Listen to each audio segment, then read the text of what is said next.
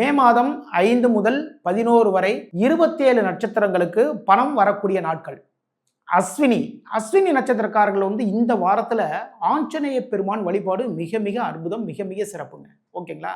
பக்கத்தில் இருக்கக்கூடிய ஆஞ்சநேயர் சன்னதிக்கு போங்க. ஆஞ்சநேயர் சன்னதிக்கு போயிட்டு 2 நெய் விளக்குகள் போடுங்க.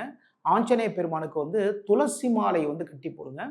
உங்களுடைய தொழிலில் ஏதாவது சின்ன சின்ன பிரச்சனைகள், தொல்லைகள் ஏதாவது இருந்துன்னு வச்சுக்கோங்க. ஆஞ்சநேயருக்கு வெண்ணெய் வாங்கி கொடுங்க. வெண்ணெய் சாத்தணும்னா அது என்ன ஆகும் அப்படின்னா, தொழிலில் இருக்கக்கூடிய தடைகள் எல்லாமே விலகும்.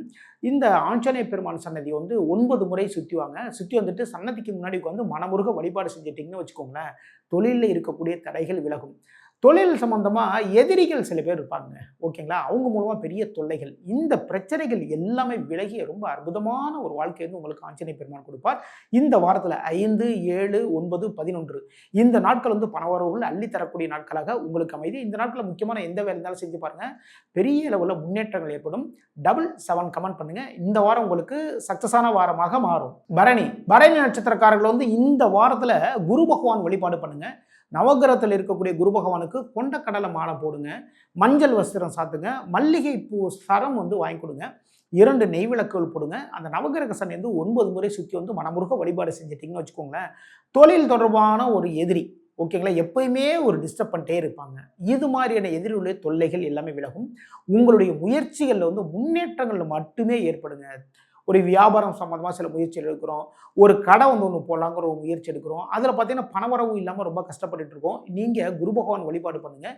பணவரவுகளே அள்ளி தந்து கொண்டே இருப்பார் குரு பகவான்.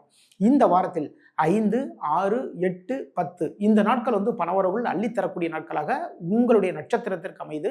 இந்த நாட்களில் மற்ற எந்த விஷயம் இருந்தாலும் யூஸ் பண்ணி பாருங்க, எல்லாத்துக்குமே வெற்றிகளை பார்க்கலாம். 3 கமெண்ட் பண்ணுங்க. இந்த வாரம் உங்களுக்கு சக்சஸான வாரமாக மாறும். கார்த்திகை நட்சத்திரக்காரர்கள் இந்த வாரத்தில் பெருமாள் வழிபாடு பண்ணுங்க.